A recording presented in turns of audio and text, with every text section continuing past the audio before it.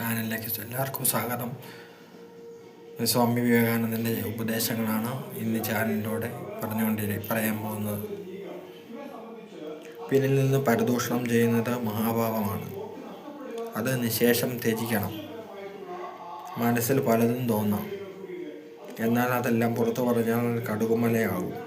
ഒന്നും പുറത്തു പറയാതെ വിഴുങ്ങിക്കളഞ്ഞാലോ അസ്തമിച്ചു പോകുമെന്നാണ് സ്വാമി വിവേകാനന്ദൻ പറയുന്നത്. നിങ്ങൾക്ക് ഈശ്വരനോടും ഗുരുവിനോടും പ്രേമവും സത്യത്തിൽ ശ്രദ്ധയുമുള്ള കാലത്തോളം നിങ്ങളെ ദ്രോഹിക്കാൻ ഒന്നിനും കഴിയുകയില്ല.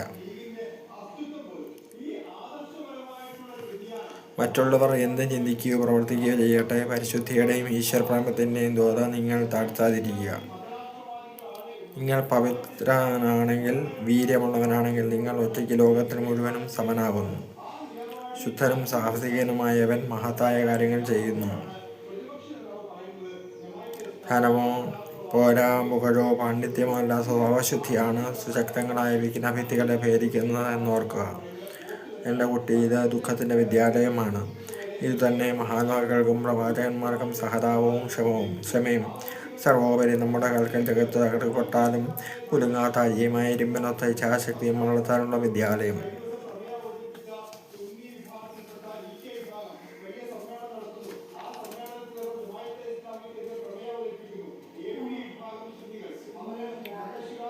എൻ്റെ കുട്ടി, ഇത് ദുഃഖത്തിൻ്റെ വിദ്യാലയമാണ്. ഇത് തന്നെയാണ് മഹാത്മാക്കൾക്കും പ്രവാചകന്മാർക്കും സഹതാപവും ക്ഷമയും സർവോപരി നമ്മുടെ കാൽക്കൽ ജഗത്ത് തകർക്കപ്പെട്ടാലും കുലുങ്ങാത്ത അജേയമായ ഇരുമ്പിനൊത്ത ഇച്ഛാശക്തിയും വളർത്താനുള്ള വിദ്യാലയം. മനുഷ്യനാവുക സ്നേഹിത, അപ്പോൾ കാണാം മറ്റുള്ളവയെല്ലാം ധനം, പേര്, പെരുമ തനിയെ വന്നു ചേരുന്നത്. ഈ കണ്ണുകടിയും തമ്മിൽ തെല്ലുമെല്ലാം കളഞ്ഞു സദുദ്ദേശവും സതുപായവും സതുത്സാഹവും തദ്വീരവും ആശ്രയിക്കുക. ജനിതസ്ഥിതിക്ക് എന്തെങ്കിലും ഒന്ന് ചെയ്തിട്ട് പോവുക. ലോകത്തിന് വേണ്ടത് സ്വഭാവമാണ്. ആരുടെ ജീവിതമാണ് ഉജ്ജ്വല നിസ്വാർത്ഥ പ്രേമമായിരിക്കുന്നത്, അവർക്ക് വേണ്ടി ലോകം അഭിലാഷം കൊള്ളുന്നു. ആ പ്രേമം അവരുച്ചരിക്കുന്ന ഓരോ വാക്കിനും ഇടുത്തിയുടെ ശക്തി നൽകും. നിർഭയമായ വാക്കുകൾ, ധൈര്യമുള്ള പ്രവൃത്തികൾ, ഇതാണ് നമുക്ക് വേണ്ടത്. ഉണരൂ മഹാത്മാക്കളെ. വിദ്യാർത്ഥി ജീവിതത്തിൽ ബ്രഹ്മചര്യം ഓരോ ജനമ്പിൽ കത്തിച്ചിരിക്കുന്ന തീ പോലെ ഉണ്ടായിരിക്കണം.